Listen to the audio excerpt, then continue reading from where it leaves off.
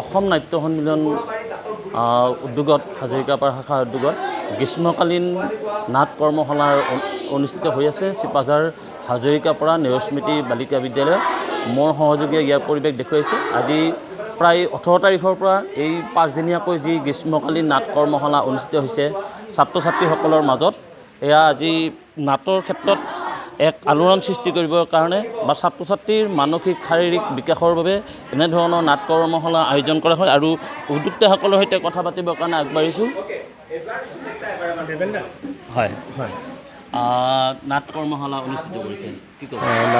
নাট কৰ্মশালা মানে এনেকুৱা কথাটো যে আমাৰ অসম নাট্য সন্মিলনী চন্নপীঠ মণ্ডলৰ আণ্ডাৰত আমাৰ দৰং জিলা নাট্য সন্মিলনী হাজৰিকাপাৰা নৱনিৰ্বাচিত মানে নতুনকৈ এটা আমাৰ হাজৰিকাপাৰা এটা শাখা গঠন হ'ল আৰু এই শাখা যেতিয়া গঠন হ'ল তেতিয়া আমাৰ সম্পাদক ডাঙৰীয়া লংকেশ্বৰ শৰ্মা আমাৰ লগত আছে আৰু আমাৰ জ্যেষ্ঠ নাগৰিকসকল শ্ৰদ্ধেয় তাৰণী চহৰীয়া ইত্যাদিকে জ্যেষ্ঠসকলৰ লগত আমি এখন এনেকুৱা চিন্তা কৰি তৎক্ষণাত এখন সমিতি গঠন কৰা হ'ল আৰু তৎকালে যে 6 মাহৰ ভিতৰতে এই সমিতিখনে কিছু এনেকুৱা পদক্ষেপ ল'লে যি পদক্ষেপৰ জৰিয়তে যে নতুনকৈ উঠি অহা ডেকা চামৰ মাজত বা উদীয়মান ছাত্ৰ ছাত্ৰীৰ মাজত কি ধৰণে নাটকৰ প্ৰতি তেওঁলোকক আকৃষ্ট কৰিব পৰা যায়, অভিনয়ৰ ক্ষেত্ৰখনত কি ধৰণে আগবঢ়াই লৈ যাব পাৰি, এই ধৰণৰ চিন্তা কৰি তৎকালে এটা 5 দিনীয়া কৰ্মশালা গ্ৰীষ্মকালীন কৰ্মশালা এটা আয়োজন কৰিলে। এই আয়োজন পদ্ধতিটো ইমান কম সময়ৰ ভিতৰত হ'ল আৰু আমাৰ এনেধৰণে গোটেই জ্যেষ্ঠ নাগৰিক বা আমাৰ সমগ্ৰ অঞ্চলৰ মানুহখিনি এনেকৈ সহযোগিতা আগবঢ়ালে আমি আচলতে ভাবোঁ বাকীখিনি কথা আমাৰ সম্পাদকে কৈ দিব।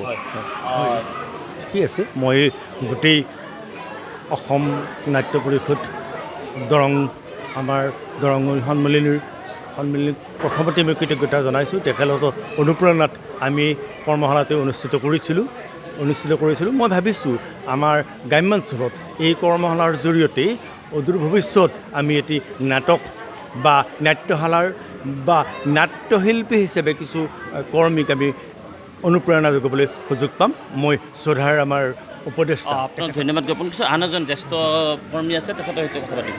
আচলতে আমি অতিকৈ আনন্দিত হৈছোঁ যে হাজৰিকা অঞ্চলত এই অসম নাট্য সন্মিলনৰ এটি শাখা বেছিদিন হোৱা নাই, এমাহ ডেৰমাহ আগতে এইটো সন্মিলনৰ শাখাটো গঠন হৈছে আৰু এই গ্ৰীষ্ম বন্ধৰ সময়ত ইমান সুন্দৰকৈ মাত্ৰ 18 তাৰিখৰ পৰা 22 তাৰিখলৈ 5 দিনীয়া কৰ্মশালাত যথেষ্ট সংখ্যক এই অঞ্চলৰ ছাত্ৰ ছাত্ৰী আহিছে, আহি শিশুসকল বিশেষকৈ আহিছে, আহি নাটকৰ কলা কৌশল গোটেইখিনি তেওঁলোকে অভিজ্ঞ শিক্ষকৰ দ্বাৰা এইবিলাক তেওঁলোকে আয়ত্ব কৰিছে।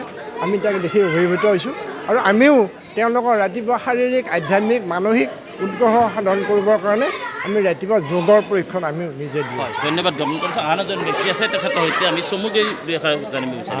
আমি হাজৰিকাপাৰাত এইটো অনুষ্ঠান কৰিব পাই অতি গৰ্বিত হৈছোঁ। আমাৰ হাজৰিকাপাৰাত আচলতে এই নাটকৰ পৰিৱেশ এটা আগৰ পৰাই আছে।